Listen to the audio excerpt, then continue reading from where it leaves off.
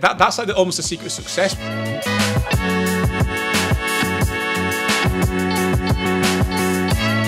EKM would not have been able to get to the size it was if we were in central London. We couldn't have afforded to pay the salaries.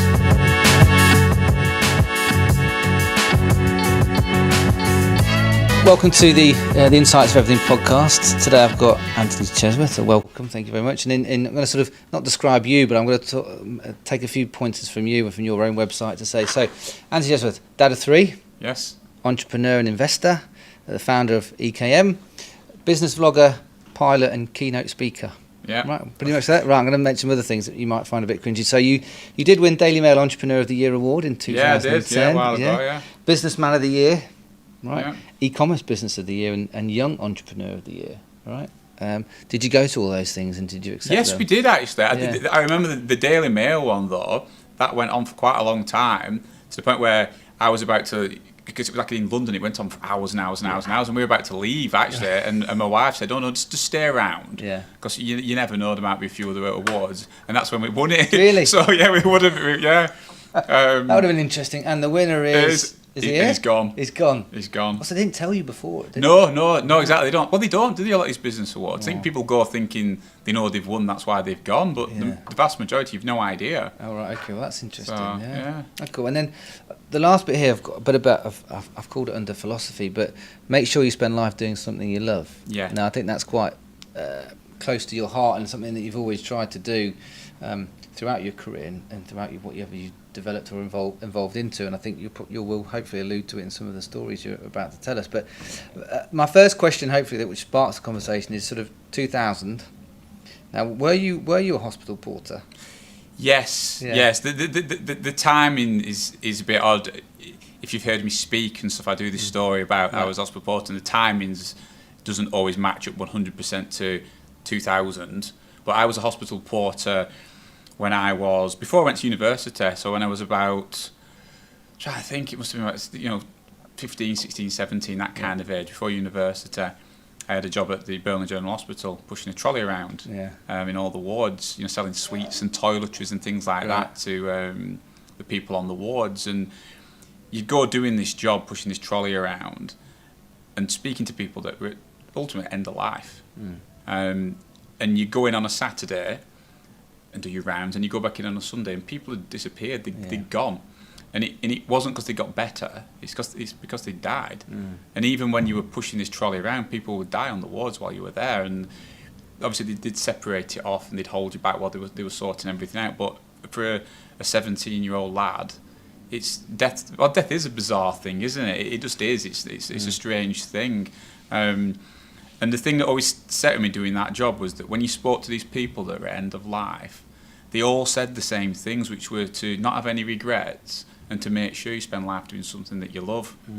And that's where that kind of came from, really, this idea that most people don't do something that they love. Most people follow a very rigid path. They go to school, they go to college, they go to university to get a job that they don't like, but it pays well because it pays for the mortgage that they trap with, the cars, the Sky TVs, the mobile phones, and they follow a set path because that's a path that everyone else has set for them, and they go through life thinking that you're not supposed to like work. You see it with people all the time. You see people on a Monday morning, you'll see it looking out here in Leicester on a Monday morning, people walking into office looking really gloomy and miserable, and then on a Friday skipping out of the office all really happy, and it's because they used to say that they don't enjoy work. It's work. The word work, homework, hard work, it's work. And it shouldn't be like that because you spend most of your life at work. Now, whether that's these days working in an office or working from home, that thing that you're doing, you should still love what you do because it's about the journey. And I think this is where most people go wrong. I think they think it's about the reward. So most people sit in this trap hating what they do because one day, if they're really, really lucky, they'll get to retirement, and when they're old and decrepit and can't be bothered getting up, and they've probably got incontinent pants on, all this sort of stuff, just then, maybe if they're really lucky, then they'll be able to do something that they love and have fun. And yet they've just pissed away all them years of their life doing something that they've hated.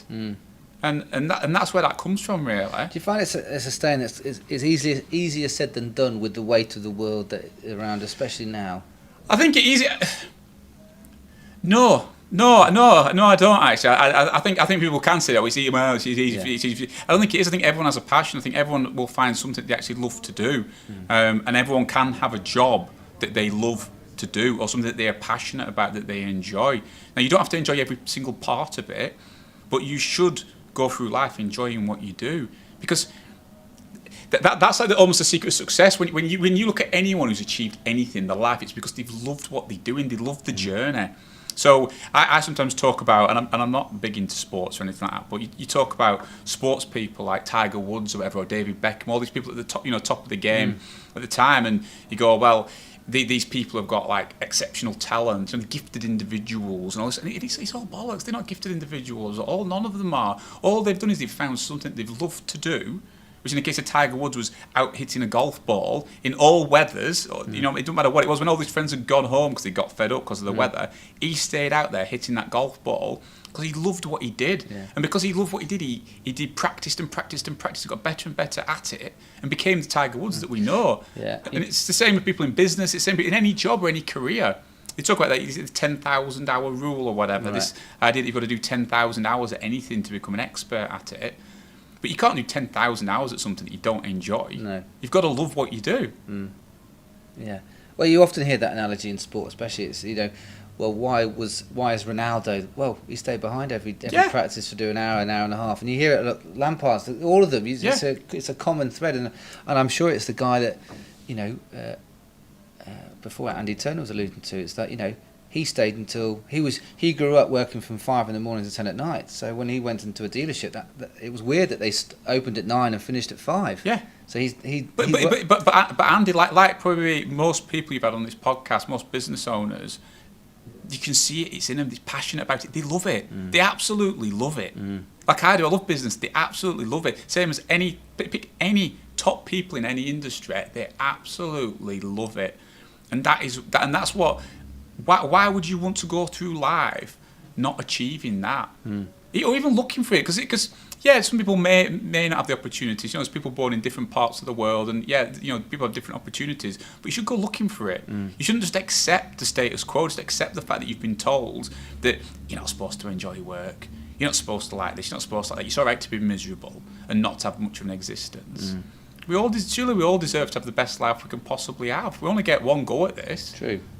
I suppose. Do you think now more than ever with the internet age, it's easier to do that now? Well, yeah. This is when you were saying it's easy for me. I think it is. I think you've got more opportunities now than ever. Well, it's certainly easier now than it was in 2000. Yeah, of course it is. Of course it is. I remember watching a talk once with someone, and they were saying, it's harder than ever now for young people to have the opportunities that we've had. Like someone's like a boomer generation type person, and I'm thinking, it's easier than ever. Yeah. Any of us now could set a business up. Any of us could. We could literally set up an online shop, start selling. We could go onto eBay, onto Etsy. We can order products from anywhere in the world. We can get branded products printed. Yeah. We can do all sorts of things. Yeah. And you can do it all from while you sat watching Love Island or whatever on your phone. Do you know what I mean? It really is easy now. Yeah, it is. It really is easy. And I think where we've gone wrong is that people, again, being drummed into them, it's too hard work, it's too high risk, it's too... And you watch these business programs like The Apprentice or Dragon's Den and stuff, which I enjoy watching, but they make out that you've got to have a unique idea and something, and you don't at all. You just improve what's already there. So I find those shows cringeworthy. More to the people more than anything else. The people. Well, it's an entertainment show, isn't it? Well, it's not really a business show. No, but there is no business shows. No. Other than going on YouTube these days, there isn't business shows. It's entertainment, and that's what everything is. It's entertainment, and sadly, in this day and age, we like bad news. We like misery. We like negativity. That's what sells. You see that in the media. You see that in the newspapers. So it's no surprise that in business TV shows, it's negativity that sells. It's you want someone to, you're fired, shouting at them as to why you're a loser and why you're a waste of space. The positive stories of someone doing really well and what a good idea. Yeah. Isn't that a really good logo they've done, isn't that? Yeah, that's not interesting. You want to see them bickering. No, full well behind the scenes, that'll make good TV. Yeah. Isn't it? Yeah, they want it, don't they? You see, of course they do. all these programmes you watch, if there's nothing exciting happening, they'll fuel them with a bit of alcohol and let them have a night out, just have some arguments. And Of course. and that's what you want to watch. Well, Made in Chelsea, all of those. All right? of them, yeah. Well, Below even- Deck. Below Deck. That's what we've been watching, Below Right. Deck Mediterranean. Well, even if you hark back to not the start of reality TV, because I remember things like MTV, where they had, that's when they had that one, I can't remember what it's called. I can't remember what it's called now, but that was the first putting 7 people in a flat Yeah, I in know New what you York mean, yeah, I and can't all remember that. what they're called, But it's yeah. a sort of X Factor. I remember sitting there when I used to watch it with my wife, and they'd wait for the cringy moments, the ones that couldn't sing, rather than the ones that could sing, because that made better TV. Yeah, well, it does, doesn't it? You know. It does. And it's what are you teaching people? There's an interesting one that it's a bit of a conspiracy theory, but it's supposedly it is accurate. You can look it up. That TikTok. So TikTok, you've probably heard of this, but TikTok in China, it's a Chinese company that owns it, ByteDance. And in China, the things that rank in China are really positive things. So there are things like people doing really good engineering projects or doing businesses, being successful in sports, being successful in business, being successful in life. It's positive things. And that's what gets the comments, the likes. Yeah. It ranks in the algorithm. And that's what, if you want to do well on TikTok, that's what you're posting up, positive stuff. In the Western world, like the UK, it's people doing dumb stuff. Yeah. It's people falling downstairs. It's people doing silly things. It's stupid things.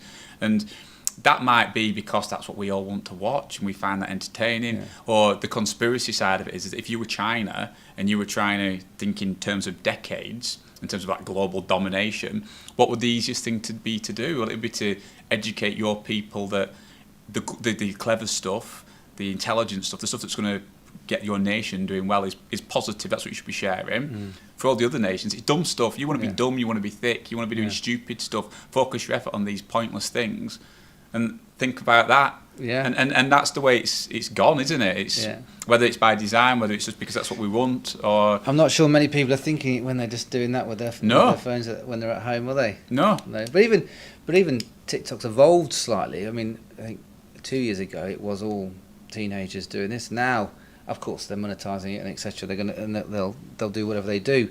Same with the others, but it's sort of changing slightly, but only probably because of like Facebook. We are probably the Facebook generation, right? And then you've got the the generations just grow. So there'll be a new platform that does the dumb stuff in 5 years' time because there's a new generation of teenager that wants to do it in the metaverse too or whatever that might be. That's what's it's interesting, but you know. As a dad of 2 young kids, I'm also worried about it, the future. But you're right to a degree about. I always thought America was a land of opportunity, and that's and they celebrate nice things, whereas here we don't tend to celebrate those nice things. And I suppose with that, it's not particularly controversial, but I stopped watching the news in the last 2 years because it's just depressing. It's really depressing. Very depressing. Yeah. Right? And where is the good stuff? There is no good stuff. No, because it's fear that sells. Yeah. Fear sells. We're parking that for the moment. Yeah. So you're doing your trolley round. Yes. Right. Yes. Right. Back to the trolley. Back to that. We went off on a bit of a tangent there. Yeah, we did. That's fine. I'm sure there wasn't at one moment. It was probably lots of people you met. You probably met some amazing people during your time doing that. The consistency of them telling you the same thing has then decided. So I've got down sort of. You talk about 2002 maybe being the year, right? And starting eCamp. I'm really interested in what was your first iteration of it versus the second and third, and how quickly did they change? Because sorry to interrupt, but it's the start of you had the .com boom to a degree in the 90s, and then we're coming into the noughties. I'm quite interested in the platform you might have used at that point, or what software did you use? So after I finished pushing my trolley around, it was before it must have been actually, think about it, it must have been around college time when I was pushing stuff. It would have been, wouldn't it? Like 17, it's 18, you go to university. So when I was at college, at Accrington College, I was always into computers. I think my granddad bought me an Acorn Electron when I was 11. Right. And I just loved it. I loved computers. So you had to load them on a cassette deck and all this sort of stuff. And the fact that you could actually program the computer to do what you wanted it to do, I loved it. I was mesmerised by it. The other thing that I always enjoyed doing when I was a kid was making things like magazines and things. You make a magazine, and then I'd convince my dad to go and photocopy it at work and stuff. And I got a real buzz off watching people enjoy something that I'd made. And so when I saw computer programming and things like that, they were kind of like, this is great. You can actually make something that people can play it or they can use it. And that, I suppose, is the spark that's kind of set me off on my entrepreneurial journey in terms of being able to create stuff, because I was really into computers. And so around that time when I was at college and pushing this trolley around, I did start to do stuff that I loved doing, which was programming and stuff. And it was around the time, so this would have been early 2000s kind of a thing, where the internet was really starting to take off and stuff. Because like the dot-com boom, like 2000. So while I was at college and stuff, and we could make your own websites. There was like, do you remember GeoCities and things like that, and Hotmail when that first came out? Because I remember like when we first found Hotmail, it was like, this is cool because if I've got a Hotmail email, I can set up a GeoCities website. So I learned how to do HTML programming and all that sort of stuff. Do you still have your first Hotmail email address? I don't think. Maybe I do. Do you know what it might have been? Yes, I do know what it is. Yeah, I think I've still got it. Yeah, DJ Chesworth at hotmail.com. You can email me on it. Everybody's first one was always something stupid. Something random, yeah, DJ Chesworth at hotmail.com. I don't check it, so if you do email me, I'm not going to see it. I set up a website on GeoCities, and I learned how to program HTML. At the same time, at college, I was doing programming, which I enjoyed. And so I set up a website called the Programmer's Vault, which was a website that would teach you how to program. And it actually got quite popular for back then. It had quite a lot of views, and there was an American programming magazine called Dr. Jobs Journal. I don't think I've ever told this story anyway, really. They approached me and said, look, we'd like to sponsor the website. If you called it Dr. Jobs Programmer's Vault, we'd pay you like so much a month. I can't remember what it was, but back then it was a lot of money. For me then, it might have been like £300 or £400 a month, which as a student, this is bad. It was a lot of money. And this is awesome, is this? And so I did that, and through learning to do websites and things, I started doing websites for like local businesses and things. Well, because it was like pocket money. And it worked well, more than pocket money. You get a couple of £1,000 doing it. And so when I went to Lancaster University, so this is before EKM kind of started, I'd apply for jobs. There'd be jobs for like people to go and work on a website. And so I'd go to this job interview, like this kind of a thing. I'd go to a job interview and I'd just say, look, come to the job interview. I'm not interested in working for you because I don't think you want to employ anyone to do this, because I think it's just daft, because they'll be incentivized to drag it out. They'll take forever to do it. I'll do it as a contractor. I'll build it for a set fee. And I used to get a few websites. Did like the university's travel website and things like that. I don't think that's actually changed over time. People still do exactly that. At the time, no one else was doing it, because I remember my colleagues, my friends on the hall at university, they'd have to go and work in Spa for like all week, turn a few £100, whereas I were earning a couple of £1,000 for a few days, a few nights' work kind of a thing. And so I'd already known how to do websites and things like that. And so I then, after university finished, I wanted to pretend to be a student for another 12 months. So I moved into a student house with my friends.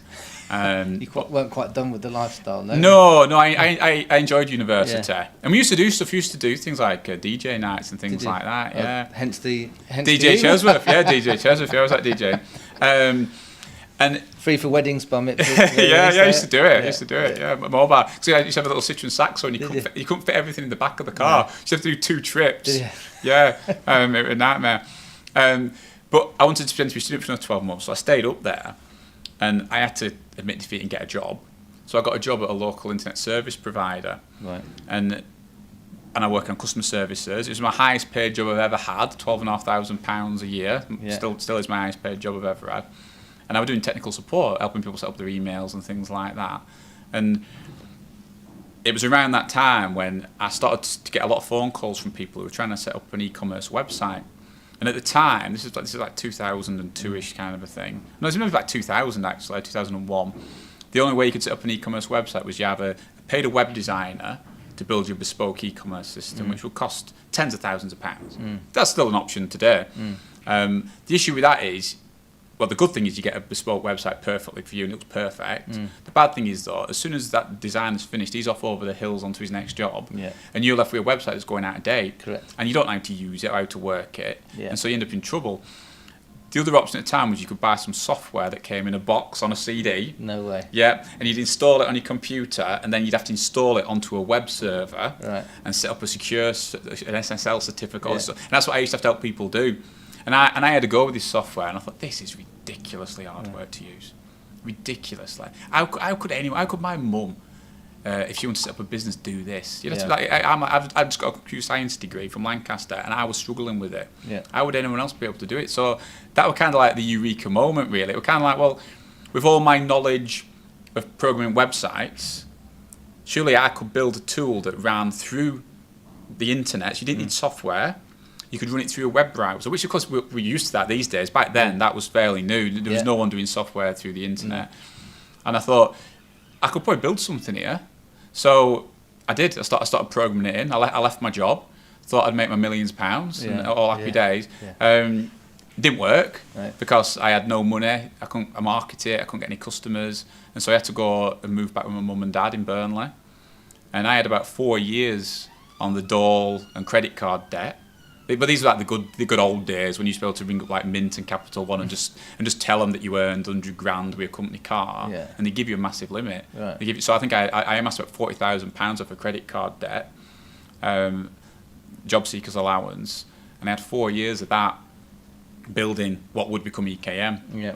And I had 4 years, and eventually after 4 years, I managed to start getting a couple of customers on, and it's slowly built up over those 4 years. And that was EKM version 1. Version 1, yeah, because it was funny because it took me a lot longer than what I thought. Like, it was about 4 years, because I remember it's 4 years because one of the guys that I work with at this company in Lancaster, I said to him, I'm going to set my own business up, and I'll come and rescue you, and I'll be back to get you in about a year. And it was like nearly 4 years later, and I remember 4 years later saying to him, look, I've got 100 customers now, all paying me $19.99 a month. Do you want to come and join me? And he did. And then from then on, it just kind of it just slowly grew, and like that snowball effect took over, and it grew and grew and grew. So what? Obviously, you mentioned that. So he was probably your first employee, right? And you can't. Obviously, you had some history with him, right? So yes. How did you feel? Because you blood, sweat, and tears for 4 years, having somebody else have some part of the control that you had. Was it easy or was it challenging? And I needed the help because what I was doing everything. So I was at the time I was having to program in the system, do the marketing, do the bits of sales, do the customer service as a technical support, manage the servers, do the billing, everything myself, which I think is important because even right to the end before I left EKM, I kind of knew how to do everything in the business. But it was too much. I couldn't physically do it, and actually supporting the 100 customers that I had was stopping me from developing to bring on the next 100 customers. So it kind of worked because he had a very specific role. He was actually helping me out by taking some of the burden that I had off me to free me up, as it were. Because I think too many times when you speak to people, they can do it the opposite way. They employ people to do the bits that they enjoy, that they're good at. And so it ends up where the owner of the business ends up just focusing on stuff that they don't like. Yeah. You see that quite a lot, so they end up focusing on doing the accounts, and it's like, do you even like accounts? No, so why didn't you get someone to do the bits you didn't like? Yeah. Oh, yeah, I didn't think of it that way. Yeah.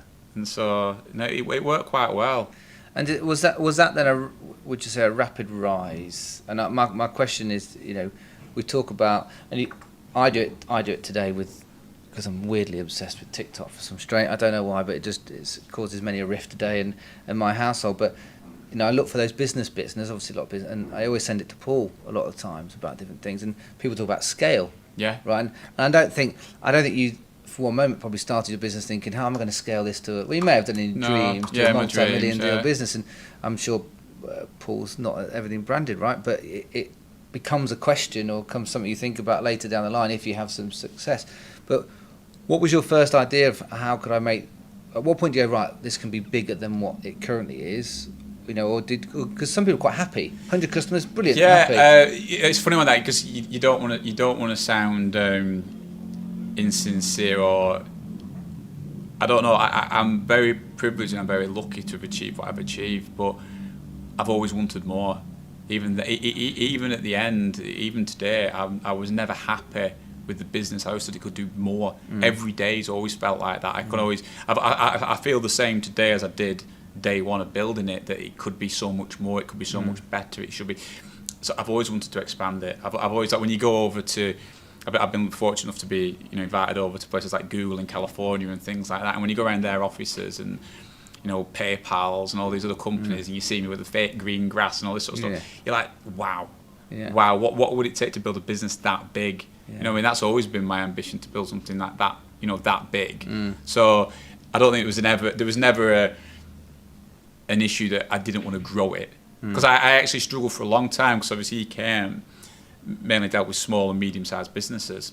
And it took me a long, long time to understand why, when you were speaking to small business owners, why they didn't want to grow it. Like, why didn't want to be a multimillionaire? Why didn't want to grow it to having millions of employees and this, that, and the other, and all world domination. And it took me a long time to sort of understand that myself, because I was like, why would you not want to be the best you could possibly be and growing? So yeah, I never thought it couldn't be big. No. And did you put at any one point? So you wanted to grow the business, perfect. But did you see where you could grow? At what point did you grow the business? Was it just offering the same solution all the time, and you had a few bits on, or was there?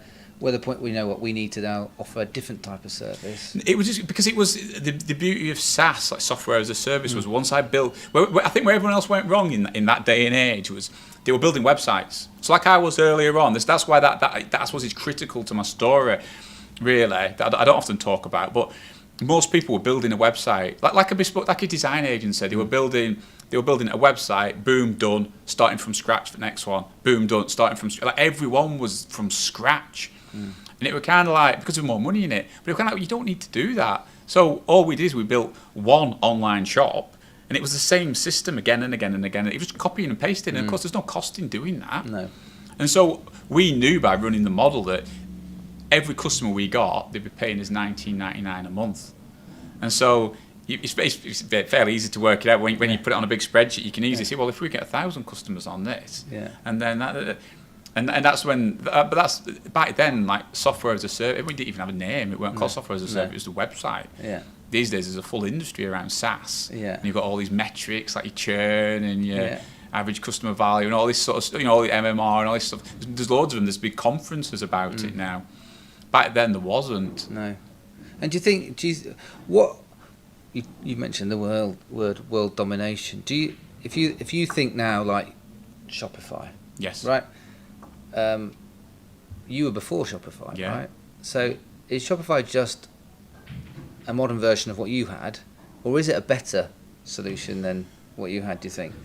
Or did they were they a bit more Richard Branson like, and they just marketed their they were very good at marketing. Yeah.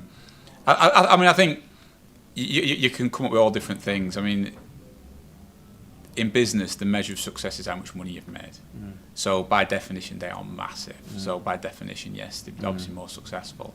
I think there's a lot of reasons for that. I think, for a start, the American tech scene enabled companies like Shopify to run for, I think, 10, 15 years nearly, with making losses. Billions upon billions of dollars of losses. Now, you in the UK, you go and speak to NatWest Bank or Barclays Bank or somewhere and say, I want to set a business up and I'm going to run billions. You get laughed out. It just wasn't that way in the UK. It didn't work that way. It's the idea of raising money and running up losses.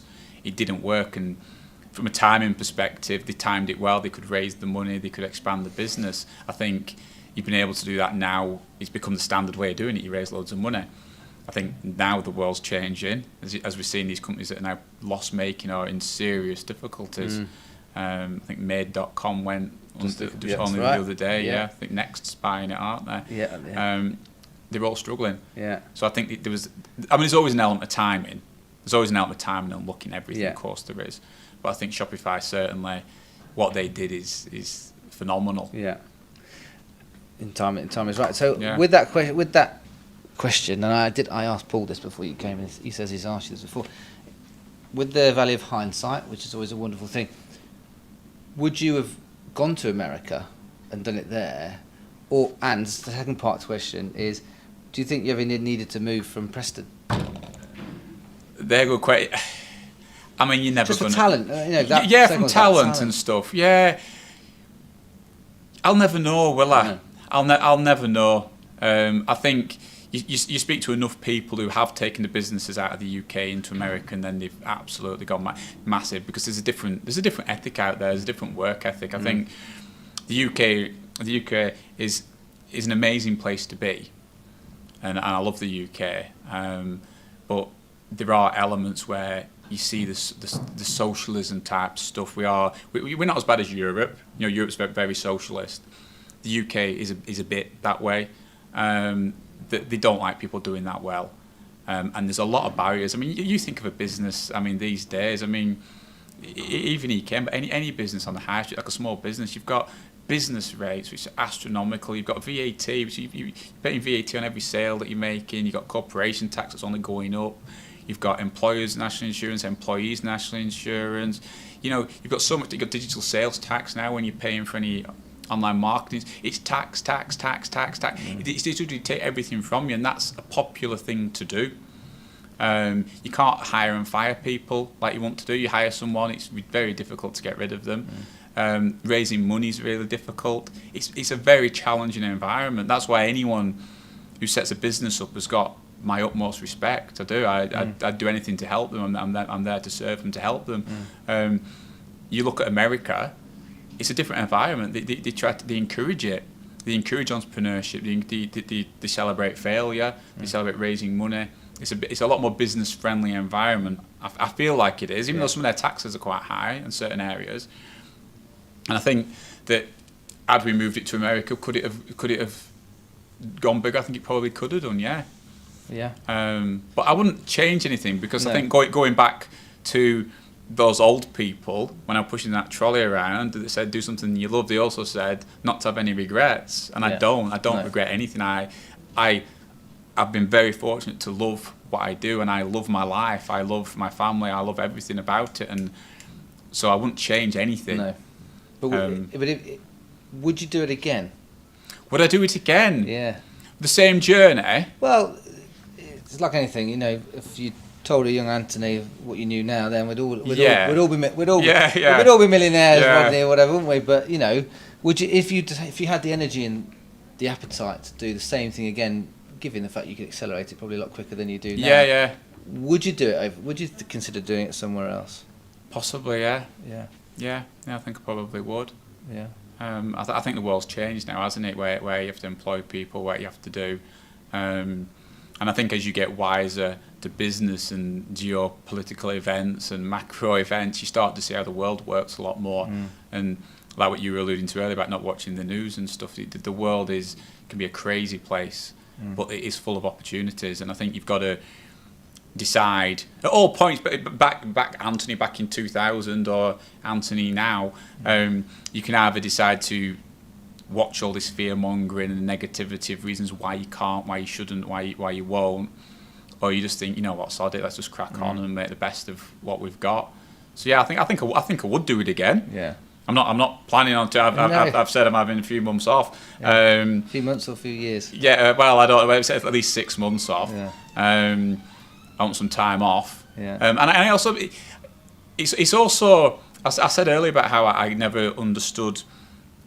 I really struggled to understand why people with small businesses didn't want to grow and scale them. And it took me a long time to understand that. And I think back now, after 20 years of doing EKM, of when the best times were. And the best times were those early days when it was smaller, when you like a bunch of you all on a mission together, and you all knew each other. You spent your spare time together. You did things together. You all knew what everyone were doing. You could all communicate in one room. You were in one little room. You all knew what was going on. And those, looking back, were the best days in terms of loving what you do. Yeah. As it gets bigger, and you have more process, more systems in place, you start to see people who work with you you've never spoken to, or you don't really know them. Yeah. That is a very different beast then at that point. So what did it get to at EKM at the About highest? 88 people at the end. Okay. Right. 88 people, and I think at the peak it were doing about 500 million, so half a billion of revenue we're running through it, Right. which are massive. Yeah. Yeah. As well, the reason why, especially to a being in Preston, right? Yeah. But because traditionally, success stories come out of London or Manchester or Silicon Valley, don't they? Right? And I remember for my early days in digital marketing when I worked for Amazon, for example, and we were in Slough, right? And the constant question was, why are we in Slough? Well, it was cheap to start there, but we couldn't recruit because we were competing against your Apples and your Googles who were in central London, so it was like a ticking time bomb. How quickly you're going to move in, and I remember taking the job there knowing that in 12 months' time we're moving to London because there's no way I'd live in necessarily Slough, for example, with the commute. Certainly, I lived in East London at the time. It took me 2 hours each way, which was crazy. But that's only because like anything, recruitment is a crazy world at the moment with recruitment. And even here, we're trying to recruit certain skills and we just can't get it. We just can't find it. I don't know where they are. No. Right? Whether you'd find it in London, I don't know. We're having the same problem, but it was just interesting because I think you're probably a proud northerner. Yeah. Right. Yeah. And you wanted to stay there, and you didn't. Well, we'd have stayed in Burnley. So I'm from Burnley originally, which is only half an hour down the road from Preston, and we would have stayed in Burnley. But at the time when we were expanding, because we originally set up in Burnley, that's where I originally lived. As we were expanding, we needed bigger offices, and I remember, again, it's this ethos of being wanting entrepreneurship. And so I remember I reached out to a couple of the local councils. I reached out to Blackburn, to Burnley, to Preston, all these places, like asking is there any incentives for small businesses like us? We're expanding. There's 15 of us. We're probably expanding to 40, 50 people. Is there any incentive for us to come to your area, buy an office there, and come to your area? And the people at the council, what sort of incentive? Like what? So anything, whether it's a business rate reduction or just an incentive for us to be there. No, don't do anything like that. There's no help at all, no encouragement at all, and so and everything again was against you. We were originally in similar to where you guys are, but we didn't have a car park. That were in the town centre, and again everything's against you. You got traffic wardens everywhere. There's nowhere to park. And it forces you out. And so these towns slowly die through the people in the council slowly killing them. And so we slowly moved more to out-of-town type offices. We moved further and further sort of westbound down the M65, more towards like Blackpool way, going that way across the country. But we moved from Burnley to Blackburn, and then eventually we moved to Preston. So we moved slowly more that way. And it was purely based on the facilities that we had. And actually Preston is actually really good. It's a city. It's got really good infrastructure. And again, EKM would not have been able to get to the size it was if we were in central London. You couldn't have afforded to pay the salaries. No. It's as simple as that. You couldn't have done it. It would have crippled you. That and the business rates and the taxes. How people do it, I have no idea. Well, they operate on a different level, maybe. Maybe, or maybe it's just all debt funded. And exactly. Yeah, it's a different model, isn't it? So, over those years, I've got here. I mentioned to you earlier before we started this, the stat of one in every 5 online shoppers power breaker. Now that must be a proud moment, a proud stat, and I know you did allude to the fact it's a bit of marketing, but it's still a nice thing to have. So I'm sure you had lots of proud moments in the journey, but was your proudest moment that first customer, or was it 100 customers? Because just talking to you about wanting more and more and more, they probably would have changed over time, but maybe it was those milestones. Yeah, it's really hard, isn't it? Because I think as an entrepreneur, and I was there was a thread on LinkedIn actually talking between Paul from Everything Branded and Andy Turner, who's just been on, and we're talking about can an entrepreneur ever be happy? Yeah. And yes, they can. I'm ecstatic. I am. You might not be able to tell from my face, but I am ecstatic. Yes, you can be happy. Of course, you can be happy. Can you be content? Wow. And that's $1 million question. Yeah, and I think an entrepreneur can't. I don't think you can. I think it's like the entrepreneur's curse, because you always want more. You always want more. So when you do hit these milestones, you're straight onto the next thing. You're onto the next thing. You're never happy with it because you want to keep on growing it. And I think, well, what's the alternative? Because the alternative to that is, yes, you should, and I'd be the first one to stand up and say you should take a step back every so often and look at what you've accomplished and celebrate it and pat yourself on the back, because you should. But if there wasn't that drive to always be being better, where would the world be? I mean, there's the book in the Eckhart Tolle, where it's called The Power of Now. I don't know if you've ever read it. It's the audio book's horrendous. But that's all about just enjoying the now. And this guy enjoyed the now so much that I think he's in San Francisco somewhere, just sat on a park bench for 2 weeks. Just enjoying the now because of how lucky we are. I mean, look at where we are. Look at what we've got. We've got lighting. We've got health. We've got everything. We've got everything we need. We're living lives way better than any king or queen from a few hundred years ago. So we've got everything, haven't we? But if we just went, we've got everything, we're happy, there'd be no progress made. Right. You'd never been bothered with internet. We don't need internet. We've got newspapers. We're happy with them. You'd never progress as a human race. So you do need people like that. We were talking earlier off camera about Elon Musk and people like that. These people, regardless of what you think about them, they are pushing the human race forward because of how they are. And that's what entrepreneurs do. And that's why we need entrepreneurs. You need to encourage them. You need to do everything possible for them, not vilify them. Because it's very easy to vilify these people. But these are people that are actually driving the human race forward. They're employing people. They're paying taxes. Because people, Elon Musk or Antony Chesworth, whatever it is, it's like, you're paying taxes. You said these businesses are poor with everything branded. You're paying taxes. That tax money goes to fund all those public services. It goes to fund everything that the government spends. So you're doing a massive service to the world and to the community. Yeah. You really are. And you don't think like that because you never take a step back to appreciate it. No. And so when I look back, there are key moments like customer number one. Yeah, of course I'd have been ecstatic. I would have been ecstatic. I can't remember it because I'd have gone when it customer 2 now and customer 3 and customer 4. I remember when the first time the company had $1 million in the bank account. I took a screenshot of it because it was wow, you know what I mean? A lad from Burnley. $1 million in the bank. The only way you're going to do that is probably being a drug dealer or something. It's like to have $1 million in the bank. It was amazing achievement.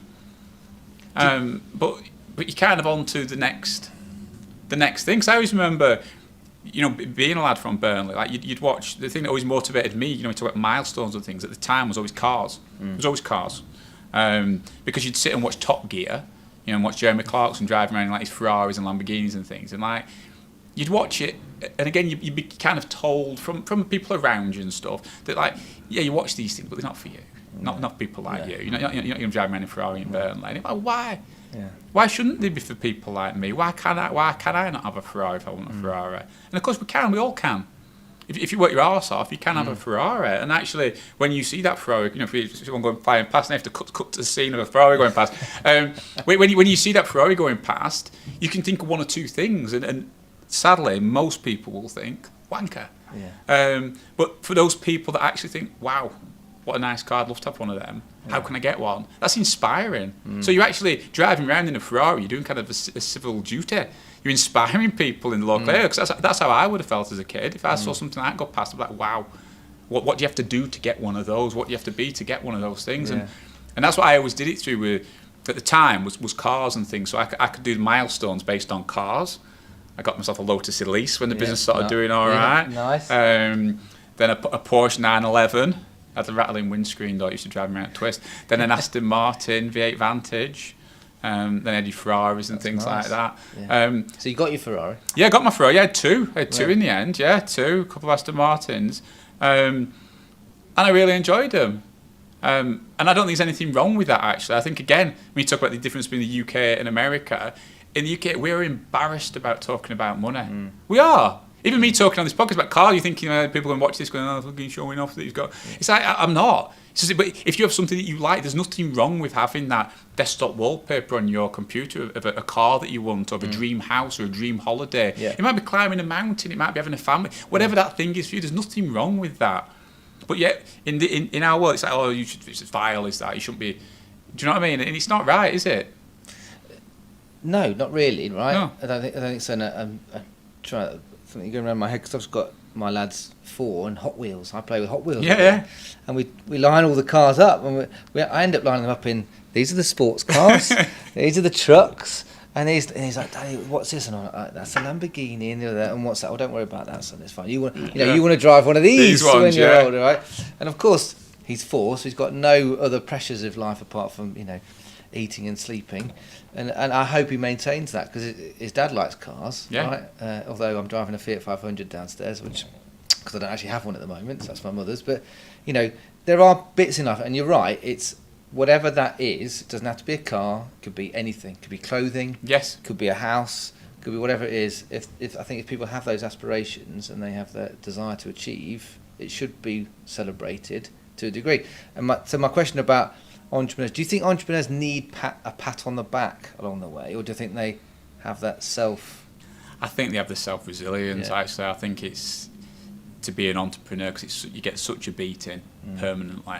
I remember Stephen Bartlett, because I've watched him a few times, and I remember one of the things, I've told this to Paul several times, that to be successful now and maybe through social media, you've got to be prepared to be called a c***. Yeah. Right, probably quite on a regular basis, Yeah. to a degree, and that's sad in a way, but I suppose it's the world we live in. It is the world we live in, That's the easy thing to say, isn't it? But Yeah. I think that's why I asked about, I think that's why we've gone to America as our own business, because is the land of opportunity, and that's why I asked you the question about, would you do it again? Would you do it somewhere else? Because there might not be those. But I think fundamentally the reason people are not going to like is the basis is jealousy ultimately. But I also think it comes down to, certainly our generation has been taught, and rightfully so, that you can accomplish anything that you want. You can be anything you want to be. Doesn't matter your sex, race, age, whatever it is. You can become anything that you want to be. And that's true. I believe by that. But what we've also taught people is that because of that, you can be special. Everyone has got the right to be special, and they have. But to be special, you've got to be good at something. So you can be special because you're the fastest 100-meter sprinter. You can be special because you built a company that sends rockets up to the moon. You can be special because you've accomplished something, whether you're a famous actor or actress, or whatever it is. You can be special, but you've got to work your arse off to get there. But the sad thing is people believe they can be special without doing anything. Yeah. And so then this is where you get these comments, because you get people who they want to be special because of something, so they'll pick a defining characteristic and say, well, I'm special because. And then you go down the baselines. Well, I'm special because I'm a woman. I'm special because I'm a man. I'm special because I am black. I'm special because I am white. I'm special because I'm LGBTQ. And then you pick something, and then you've got these big divisions that go on, because we live in this bipolar world at the moment where you're not allowed to have a balanced opinion on anything. You're not allowed to have it. It's either you're with us or you're against us. And this is where you get all this divisiveness. So you will have people who, like you're talking about Steve Bartlett or any of these people, where they'll be, I don't like him, he's an arsehole, just because that's my view. And my view is this, I don't like rich people. And it's like, but you can't, so there can't be a nice rich person? No. And it's because they want to be identify and be special, like I'm special because I am this person. And I think that is a problem with media. I mean, I suppose it spirals back to what we're talking about, TikTok and media and stuff, but it's tough out there, isn't it? Yeah.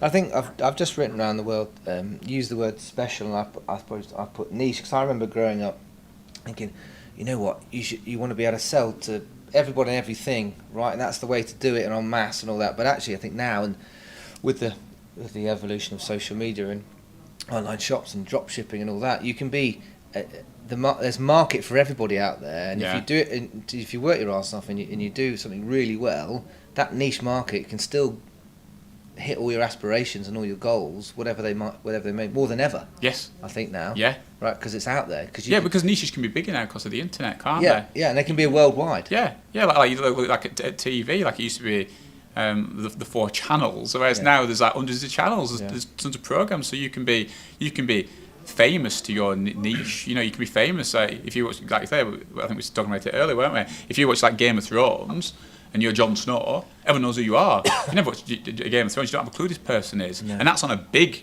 niche scale. Yeah. If you're talking about, there's people now watching this that maybe watch, I don't know, fishing videos on YouTube, and I'm sure there's some mega big celebrities in the fishing community. I'm not into it, so I won't know. On YouTube, if they walked in to a fishing conference, Robson Green. Well, yeah. But to a fishing conference, they'd be like, "Oh my God, these are superstars." Yeah.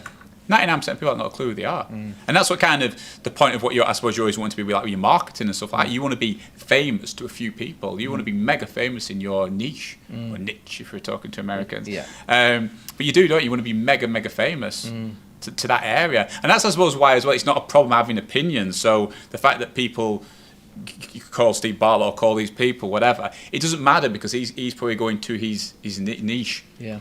And so it doesn't matter because people that aren't that won't like you. But that's fine. That's fine. The people who are into fishing, they'll love whatever the top YouTuber is on fishing. People who don't like killing fish, they'll hate them. Yeah, but that's fine. They're not my audience, are they? No. They're not my audience. No, but they can reach you just as easily, though. They can. Yeah. It's that thing, isn't it? The stuff you're putting out isn't for everyone, but people will be offended. And it's like, well, it's not for you, is it, this stuff? It's not. So don't watch it. No, but they do, don't they? In itself, again, come back to people being special, whatever, they'll sit there and be angry at the world, like they're angry at, they'll sit and watch Top Gear or something, or Grand Tour. I'm angry because you're damaging the planet. Why are you watching it then? Why are you watching something that makes you angry? And people do that all day long, don't they? They'll read stuff that makes them upset. They'll watch things that makes them angry. Yeah, you should be spending more time doing something you love. Yeah, find something you love rather than worrying about. That could be a TV program, right? Yeah, of course it could be anything. Yeah. And these days with niches, you could make money from that. So if your big passion was, I don't know, Game of Thrones, for example, that was the thing. You absolutely love Game of Thrones. Set up an online shop selling Game of Thrones stuff. Do a Game of Thrones blog or a Game of Thrones set of TikTok videos. There'd be a way of making money, monetizing it. That's just reminded me of Twitch. Twitch, the gaming one. Yeah, and imagine you mentioned something when you first started, and it reminded me of Elon Musk, only because I've watched his documentary again. When he was it Zip2 or VIP2? What was his first business that he sold? Wasn't it Zip2? Yes, it was a mapping one. Something like that. Yeah, where you could an online directory type of thing. And I suppose there was probably a moment with your bit where you could have done something a little bit more like that. Right, and then sold it and done what he'd done. And we could maybe have documentaries about you one day if you'd ever done that. Yeah, but I think if you look at Elon Musk or anyone like me, it's having focus. That's one thing I speak to a lot of entrepreneurs and small business owners that are wanting to get going, and having that focus, again, find out the thing that you love to do and focus on it. Tiger Woods may have also enjoyed football. He may have also enjoyed online gaming. He may have also enjoyed Game of Thrones. He may have also enjoyed quite a lot of things. Right. And actually, what most people do is they do a bit of everything and become a jack of all trades, master of none. He found the thing he really loved to do and he focused on it. He really focused on it. Like I did with EKM.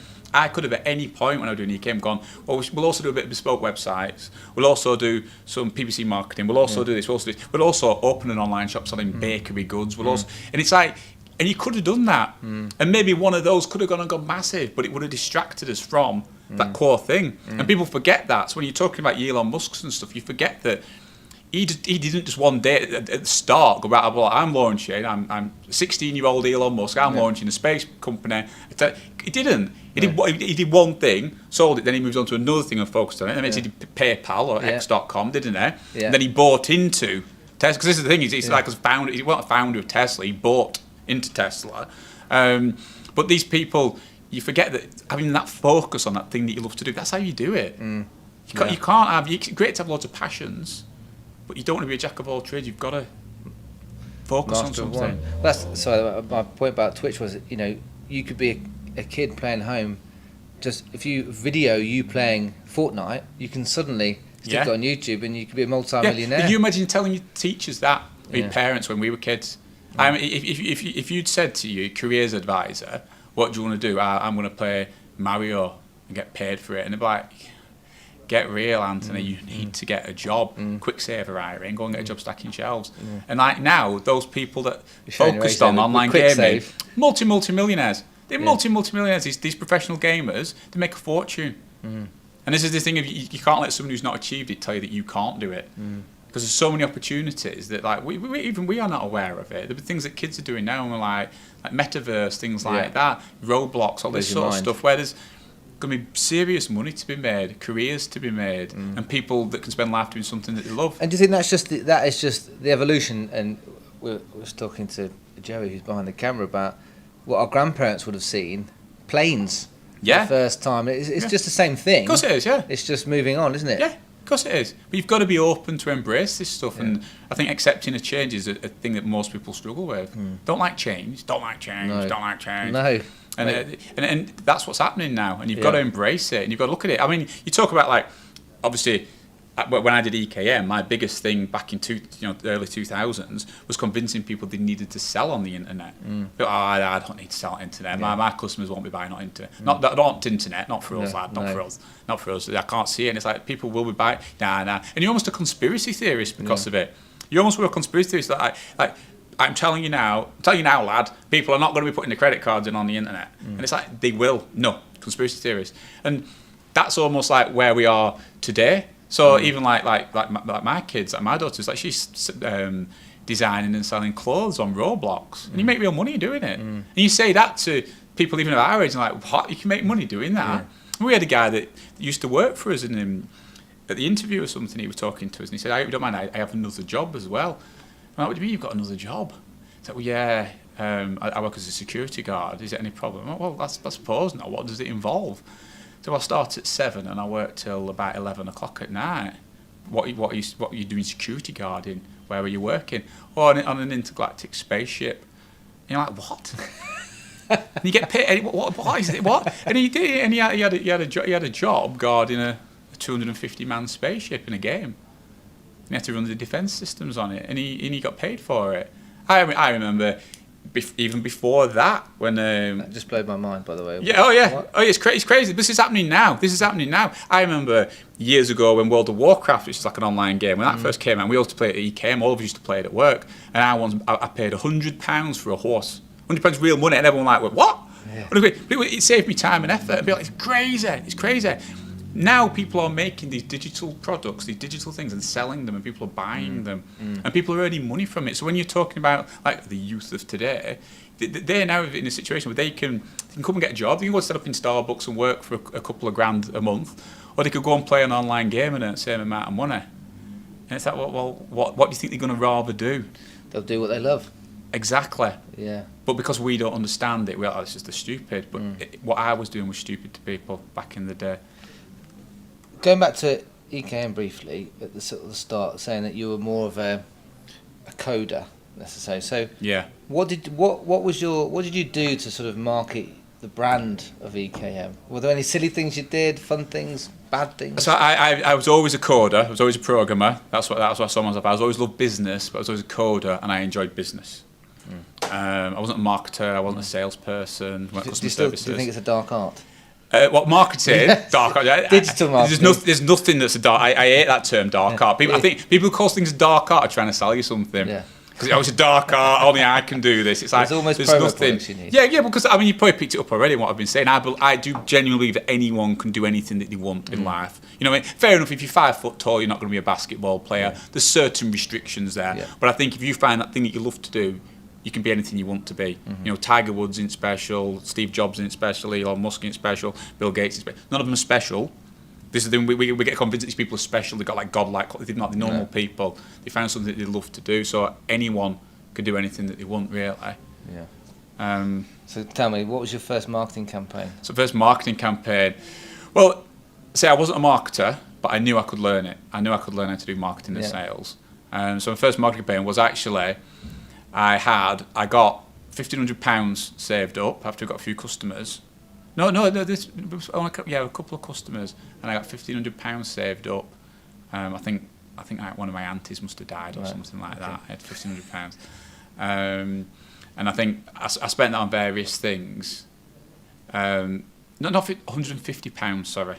I think £1,500 would have been a lot of money back then. I had £150 that I got, whether it was Christmas money or something. I had this money, and I spent it on a fax campaign. Now, for some younger people watching, they don't even know what a fax machine even is.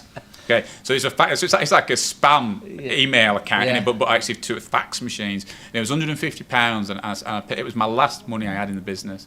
And it sent this campaign out, and it went out I think at like 1 o'clock in the afternoon, and it went out.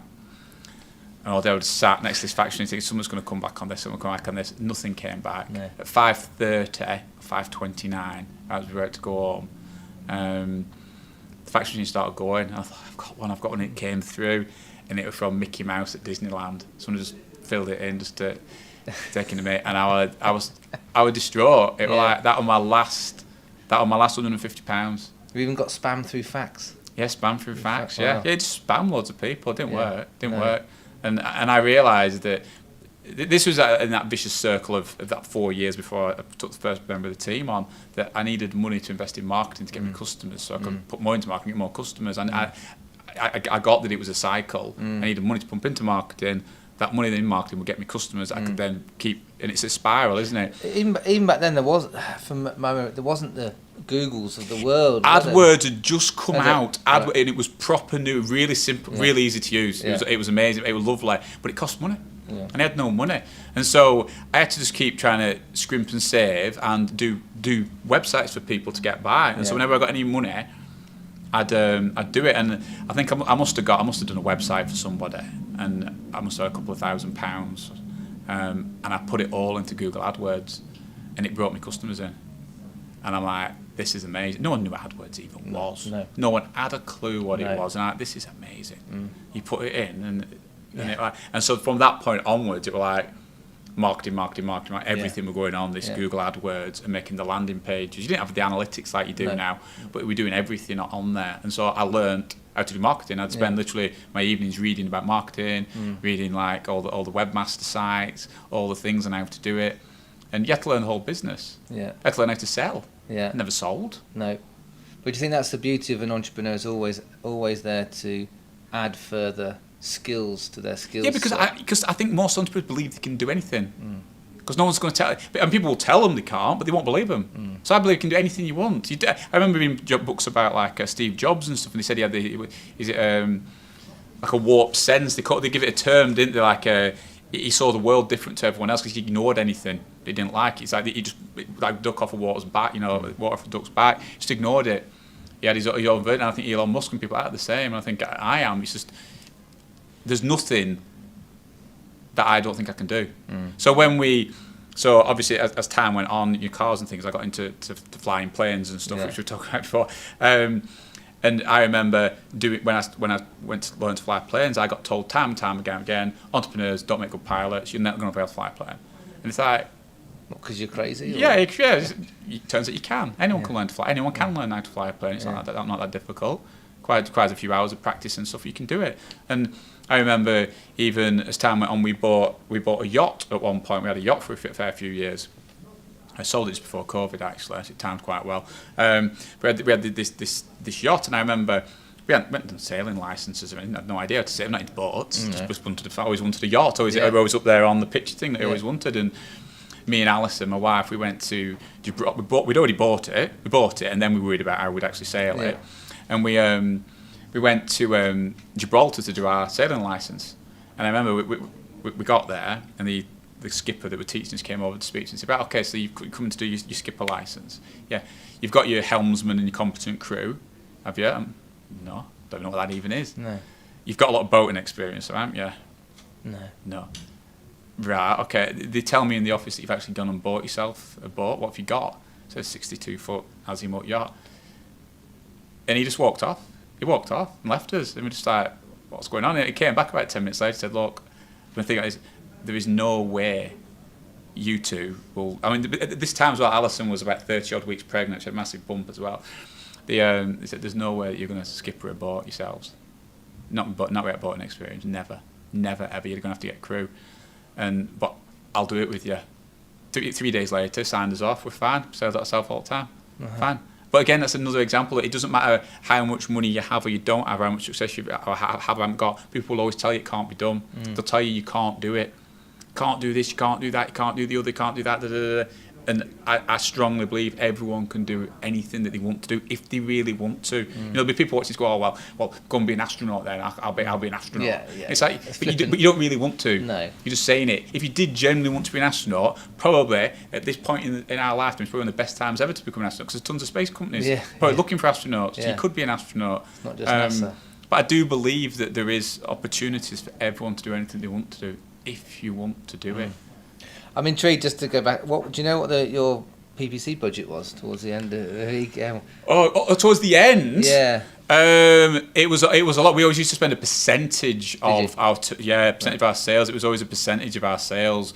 I think when we were aggressively growing, I think it was like 20%. Right. Like literally 20% more. Almost everything we're going back into marketing to aggressively grow it. Yeah. I think as the business got bigger, it went down. Yeah, you more didn't and more necessarily and need more. it so much. Yeah, but it was always a noticeable. It was a big budget. Well, they've always said 10%, right? Yeah. That was one of those old advertising moments. You should spend 10% of your turnover on marketing, right? But I suppose in this day and age, it's slightly different. And you would expect, I wouldn't expect to see EKM on a sandwich board, someone walking down the road, but I might expect, the local bakery to do that type of thing. Yeah. But now with EKM as business, you'd expect it all to be online, expect it to be digital. Yeah, you would. There's an anticipation of that, but they can do the same thing. Yeah, right? They everyone can do can exactly now, the same yeah. thing. But actually, there's weirdly the stereotype in the old days of a sandwich board might actually be better for them because they need local business. You don't always go onto the internet and go, where's my local bakery, or where can I get the best cinnamon bun? Necessarily, you might do, but hopefully you've written a blog about it. No. But that sandwich board might just have the same impact as spending £1,000 on Probably Google. would. And I tell you what, when you talk about like impact of marketing in terms of brand awareness and things like that, we did you ever come up to our office in Preston? No. So we decided, this idea of love what you do, that went through everything that we did at EKM. So in terms of we help customers to spend life doing something that they love through setting up an online shop. We also made sure that everyone who worked at EKM loved what they did. And I'd stand up every single big meeting and say, look, if you don't love it here, the door's there, leave. I want you to love it here. I genuinely do, make it a place where you want to be. And so obviously pre-COVID and everything like that, we invested a lot into the environment. And we built like an office up in Preston. We spent like £3.5 million on this office. We had like a 3-story slide in it, free food and stuff like that. I'd like to say it was the inspiration for everything Brandon's offices. But we haven't got the slide yet. I haven't got the slide. But I think it was the same interior designer actually that did both offices. Yeah. But we spent a lot of effort to make it a place where people would love to be. And that was great because as a business, you're not only trying to attract customers, you're trying to attract people to work for you. So when you're marketing and selling, you're not selling just to customers, you're selling to people who to join your team as well. Yeah. And so that straight away helped us attract people. And if we can attract the best possible people, we're already winning anyway. Yeah. But in terms of marketing to get the brand out, building that fancy office, investing into promotional products, because you don't think this stuff works. And I'm not just saying this because I do these blogs. Well, I don't. We made sure we bought, and Paul knows very well because he used to have to speak to Alison all the time. She was very, very insistent on that any products that we had, promotional with the top quality, decent ones, nothing cheap. Because if it's a cheap nasty pen or a cheap nasty cup, that says everything about your business. So it was always, we always used to ask for all the samples of you guys. I want the best one. If we didn't like it, no, it was got to be better than that. It's got to be the best one. And it was having this world-class office with world-class people, world-class branding, world-class, like say, giveaways, world-class. Yeah. Everyone who came in had books, and even now you see people walking around with EKM books. You guys are the printer, everything branded, and it was everything about being world-class, and that's what put EKM on the map in our local area. And when you're talking about earlier about why Preston, we built a world-class place in Preston so that the people in Preston in that area and everyone who works in that office realise that they are world-class. Because I think it's very hard to believe that you're world-class when you're up northwest. You think world class is Silicon Valley. You think world class is London. It's not. World class it's in there. Tiger Woods was probably world class when he was practicing. And that's what all that kind of came together to put us on the map locally. And I think most people in the local area, when you speak to them, they know us from all that branding that actually put us as a presence. Because actually digital companies, which is where you kind of saying about it, a guy in his bedroom, which it was me, and I benefit from that, can market out there as if they're a big multinational company. But it's having credibility these days, and actually having a big fancy office. I mean, these sort of places like this, it gives you credibility because you're not someone in your back bedroom. You actually, it's a real place with real world-class people, and that makes a massive difference. It really does. Did you find a byproduct of having world-class office, world-class stuff?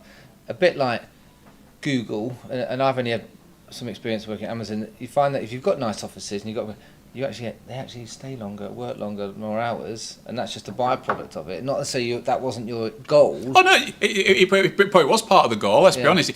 I knew before we even did it, I did my research. I went round to Google's offices in California, been to the ones in Dublin. I spoke to the people involved in it. Why do you have a big slide? And even they said, it's a bit of a gimmick. People go down it a few times, but everyone talks about it. And that's what happens at our place. And why you spend half your life at work? Why would you not want to be in a place that's better than someone's home? If it's somewhere beautiful, people are going to come in and they're going to stay there and they're going to work hard. Of course they are. Whereas most businesses, it's a little white box with nothing but a brew kitty to look forward to. Maybe at lottery on a Wednesday. Look forward to lottery. A brew kitty, because you can't have free coffee and milk. Heaven forbid. People bring their own milk and put it in the drawers. A box of bourbons hidden in someone's. It's like that's not a nice place to be. And so no wonder. With what's happened over the last couple of years, people don't want to go back into work because the place where they're working is shit. Why would you want to go back into them places? Whereas when you have a place that's like this, this is better than most people's homes. Yes. So it's like, why would you not want to come in We've here? had people sleep here overnight, don't we? Yeah, why would you not want to come here? And EKM was the same, a place where people would want to be. Yes. And of course people love working at home, of course they do, and EKM we embrace remote working and stuff, but why should we? It absolutely comes back to what I was saying earlier. Why would you not want the best for yourself and for your own people and stuff? Why would you choose not to work in a rubbish place? You wouldn't. No. If you could choose, you would choose to work in a really smart place, which is why people look at Google and play. First thing when you talk about Google, people always go, "Oh, yeah, it'd be well smart to work there." Yeah. Why do you think that? Well, because I've seen pictures of their cool offices, and it's kind of like, because you want to work somewhere nice. Everyone does, and everyone deserves that. Yeah. And to be fair, when you say it, Auntie, sometimes I know you say it with quite a lot of passion, which is great. It sounds quite easy. I know it's not. But I suppose it's not always when you're starting out. No. But I think if you've got that goal of trying to create a world, it doesn't matter if it takes you 5 minutes to 5 years to 50 years, you're going to go on that journey, like you've talked about right at the start, and you'll love it, and hopefully the people will love it. Will come with you on that journey because they know that's that end goal. Yeah, and don't get me wrong, it's not just a case of, I know people watching this go, well, yeah, it's all right, we can't afford to put a 3-story slide in, or even a football table. It's not about that. It's just having a nice environment where people are treated with respect, and it's a nice, pleasant place to be, not a dump, not a horrible place to work where people are treated like adults, where they're allowed to be human beings. It's not like they're all like cracking the whip, shut up, get back to work, no talk, fun police walking around, no fun. Like you walk around here, everyone's out enjoying themselves, it's fun. And that's what it's about, but there's still that mentality of people that go, no, work isn't supposed to be fun. It's work. It's work. You're not supposed to enjoy work. If you say, well, you're not supposed to enjoy work, are you? Work's work. It's like, no. Because if you can fill your business with people who love what they do and don't see it as work, you're going to have an amazing company and look of customers, and that's is surely what the aim lottery, is, isn't it? So why would you even want to continue that farce of people people working for you who don't like it? They don't love what they do. If this was full of people who don't like what they do, and it was full of people reminding them that you're at work, you're not supposed to enjoy it, how's that going to feed onto customers? How's it going to feed onto review websites? How's it going to feed onto the growth of this business? Whereas if you can fill it full of people who love what they do, it filters down. It's infectious. It's infectious, and it's very easy for me to say this. It's easy to listen to. It's hard in practice. But God, is it worth it? It's the small things. Like it's like having tea and coffee, being able to have your breakfast paid. I can have a breakfast there. It's great. I haven't got to do that at home. That's one thing I haven't got to. I can sort my kids out. I haven't got to do it. I can do it when I get to work.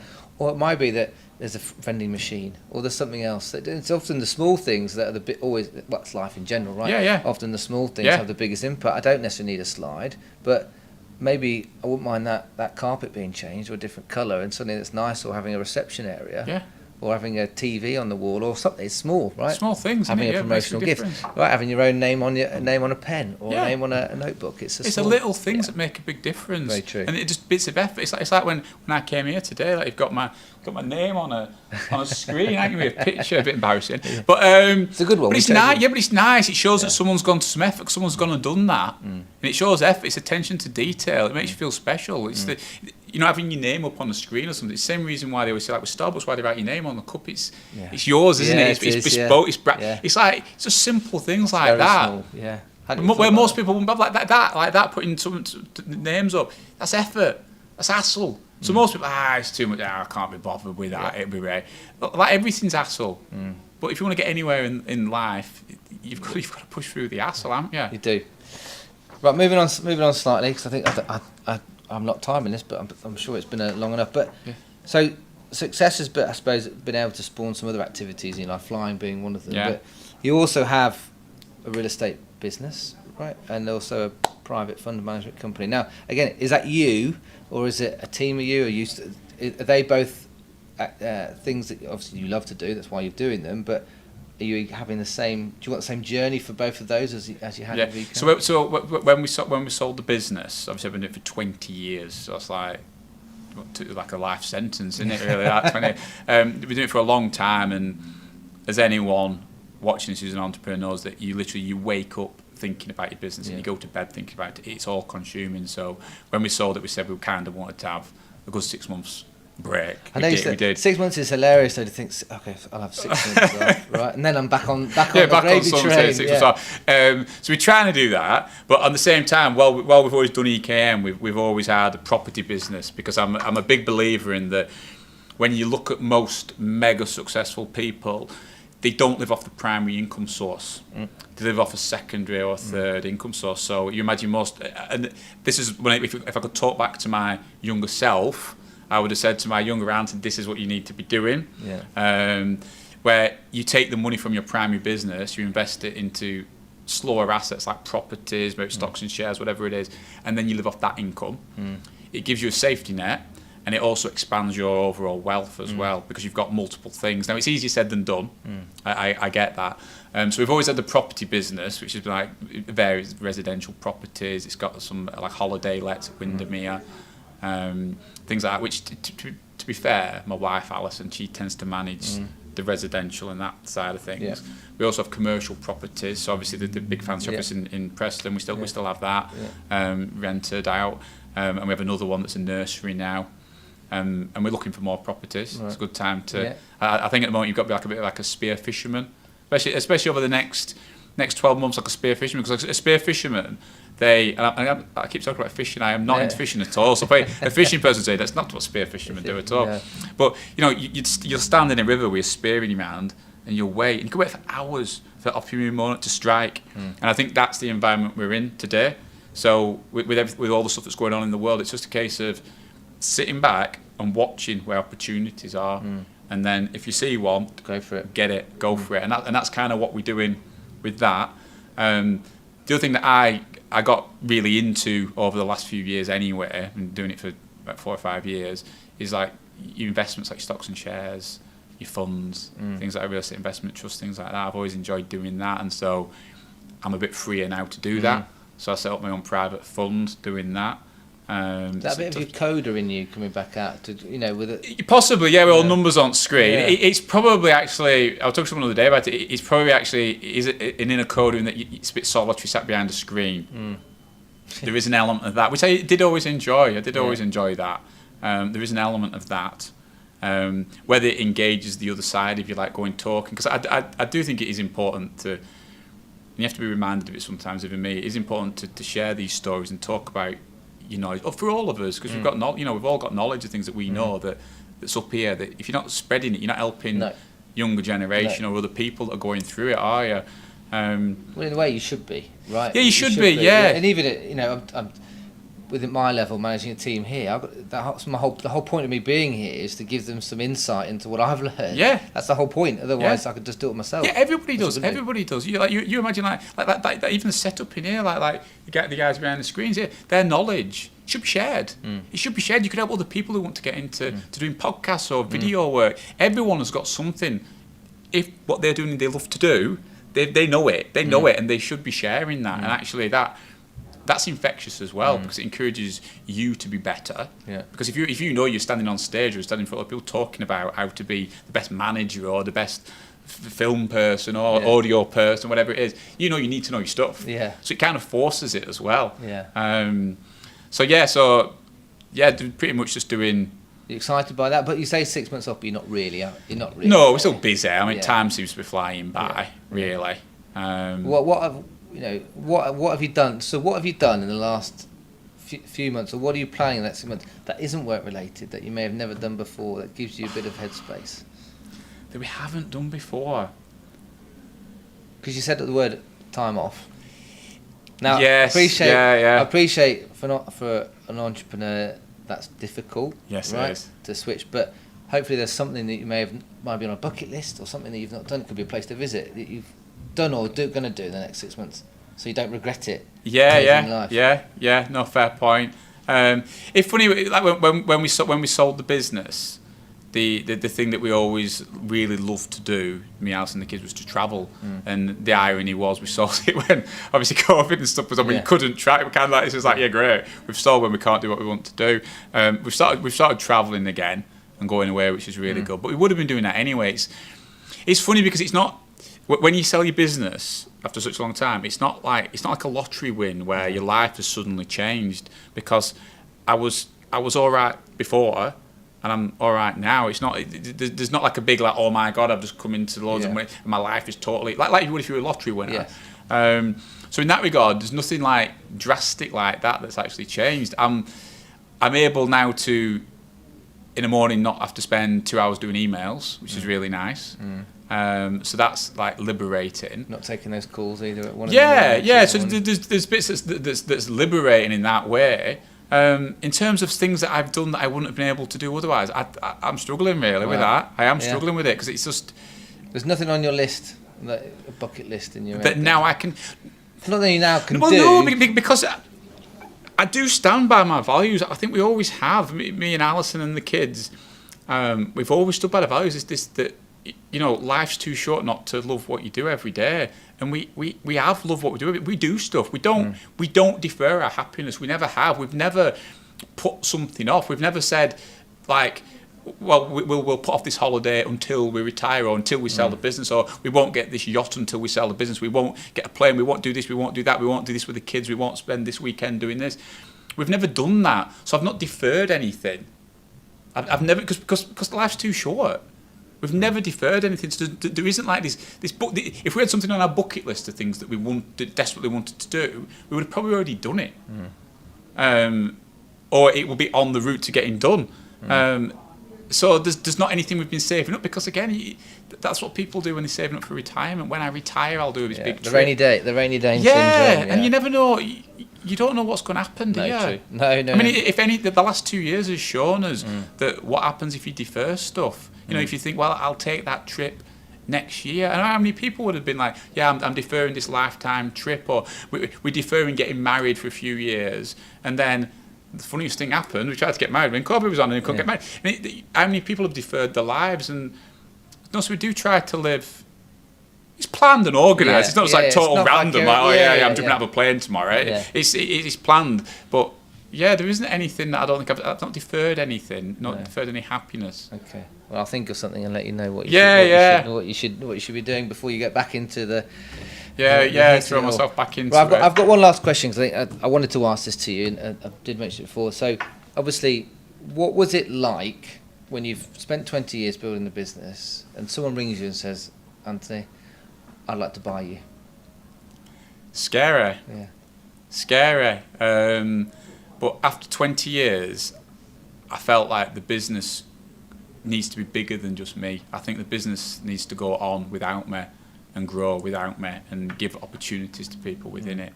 And so it just felt like the right time to do it. It really did. It just felt like the right time.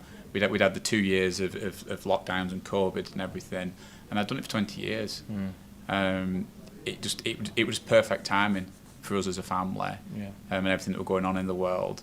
And I think now it can go on, hopefully, to bigger and better things without me. I think it's like letting your children go. It got to 20 years old. 20 years old, it probably needs to leave the house now and go and do its own thing. Do you know what I mean? I let it stay for its when it was 18 and 19, but coming you're 20 now, you need to go up into the world. Problem is the kids, they're like boomerangs. So I've done it. I've moved back 5 times in my life, but we never know. You never know. You never know. Wasn't it Bebo that people sold it to Yahoo for something? And then it came back. Back, so you never. Well, hopefully that won't happen. No.